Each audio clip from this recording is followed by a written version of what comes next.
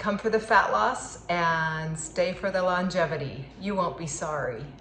Hi, welcome back to my kitchen. I'm Connie Rutledge, functional nutritionist, and this is Over 50 Fat Blast, where we talk everything fat loss, longevity for the over 50 woman. I'm so glad you're here. Are you getting tired of cooking the same old, same old? Are you wanting to lose some fat? I mean, who doesn't? I'm going to show you today a really super easy and delicious recipe for a roasted chicken and maybe some roasted potatoes or sweet potatoes. Let's see what we do.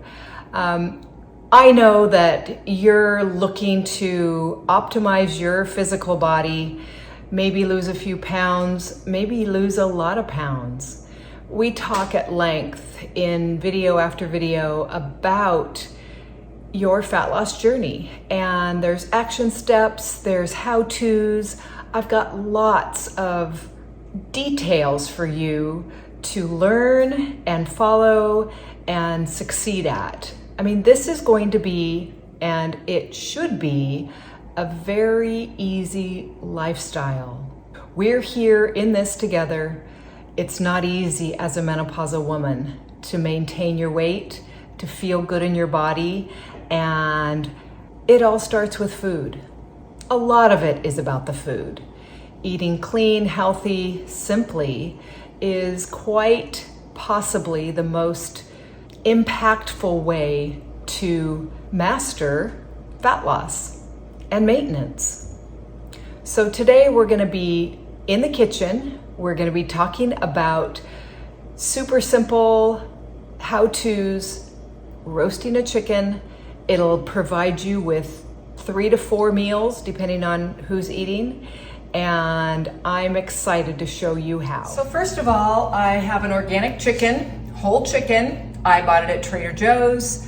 It's probably about 4.5 pounds, pretty small, and I've taken it out of the wrapper and I'm going to I've rinsed it in the sink, and now it's on a plate, and I'm just gonna I've got it breast side up, and I'm gonna kind of pat it dry. Took the inside out, the insides out, and those go to my cat, Max.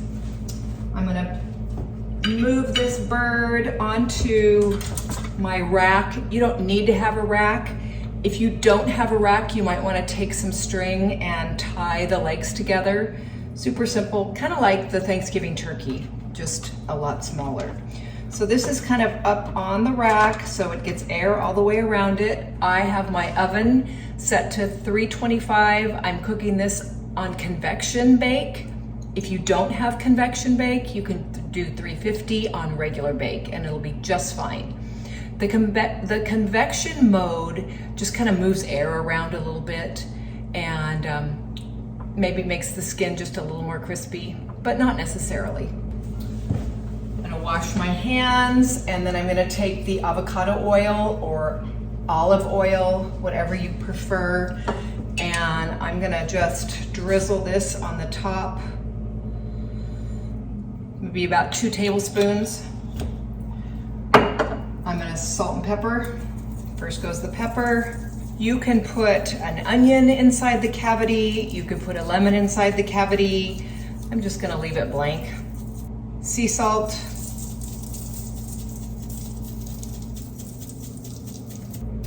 Then I'm just gonna rub this around, make sure that everything is rubbed into the skin because I like crispy skin.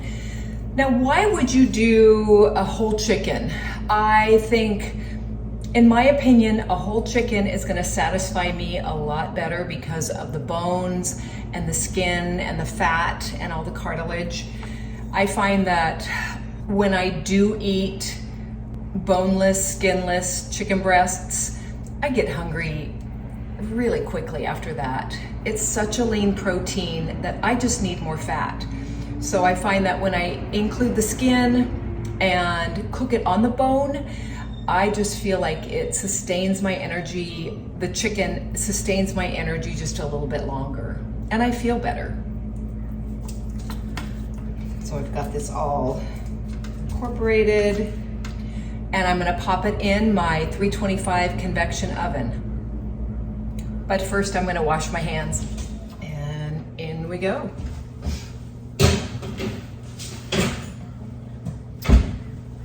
That will cook for about an hour to an hour and 15 minutes. In the meantime, I've decided we're gonna have sweet potatoes with the meal.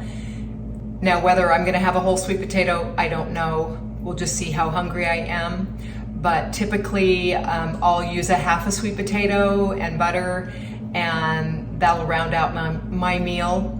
I also plan on sauteing some spinach and enjoying that with the roasted chicken sweet potato combo.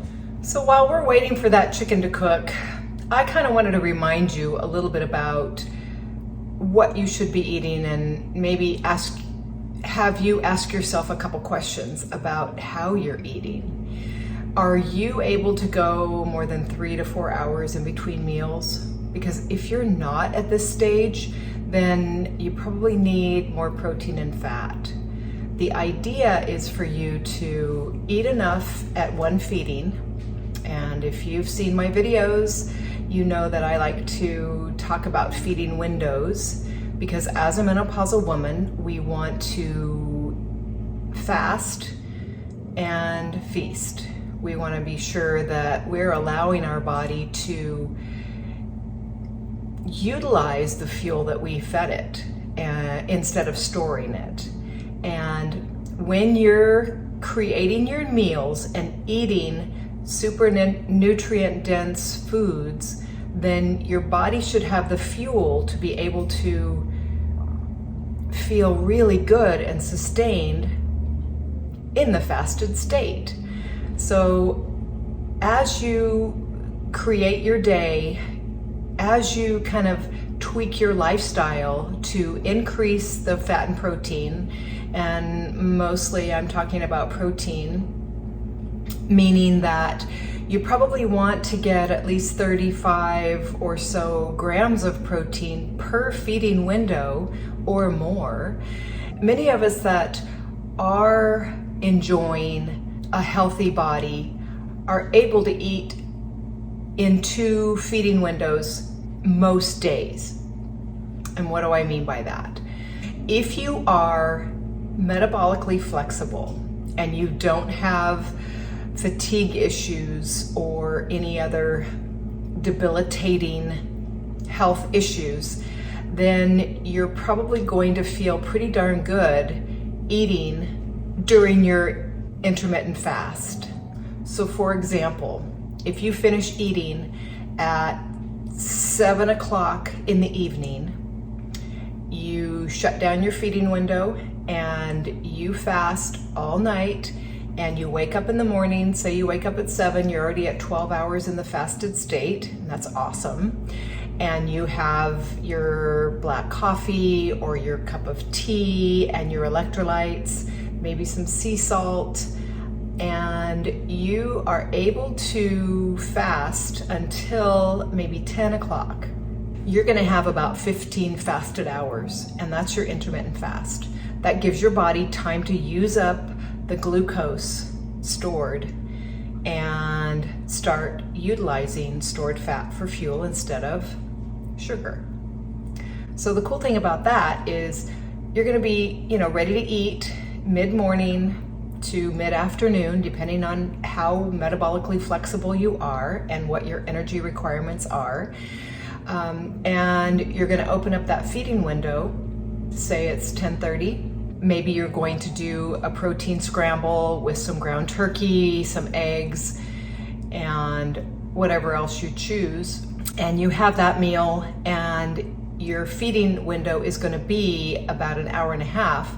So at about 11:30, you check in with yourself and you make sure that you're going to feel okay for the next several hours. And you might want to have a snack.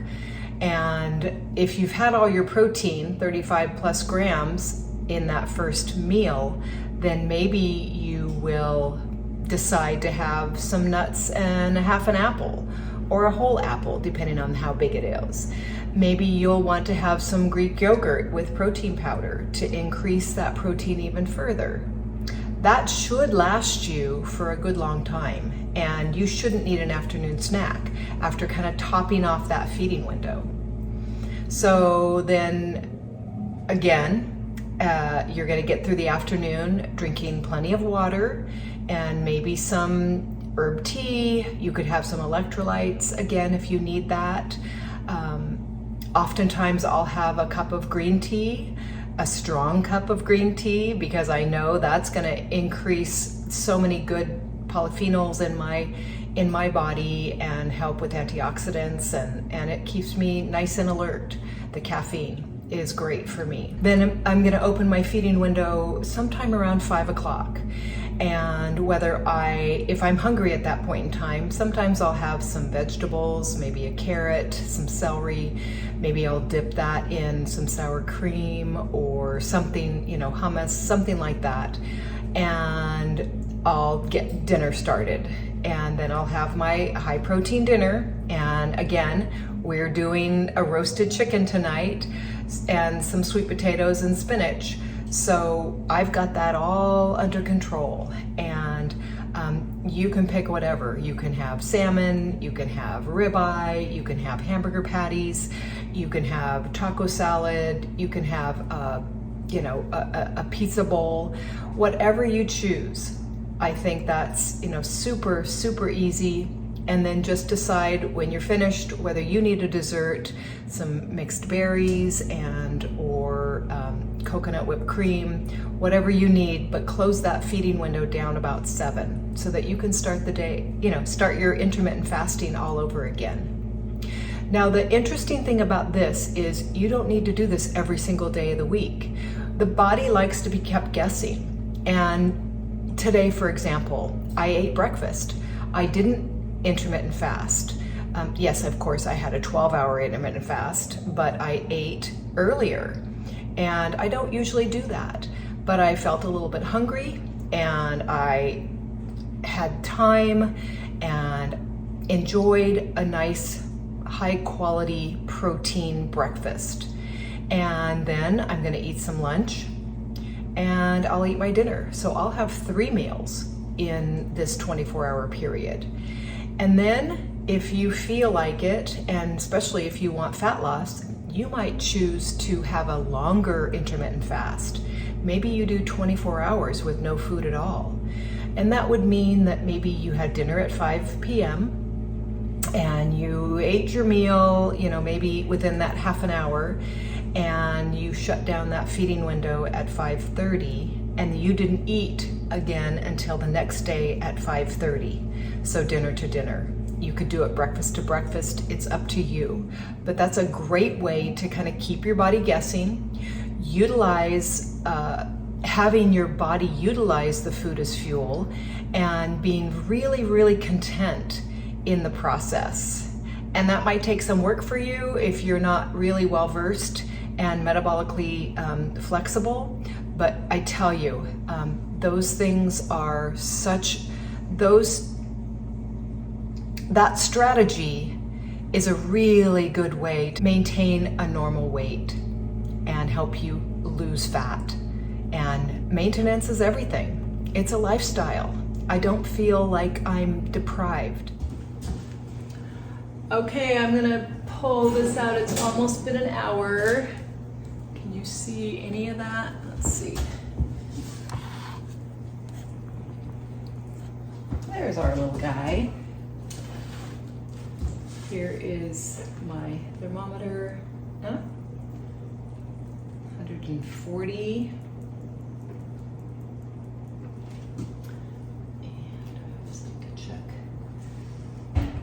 It's almost been an hour and I feel like he's done. Okay, yep, he's done.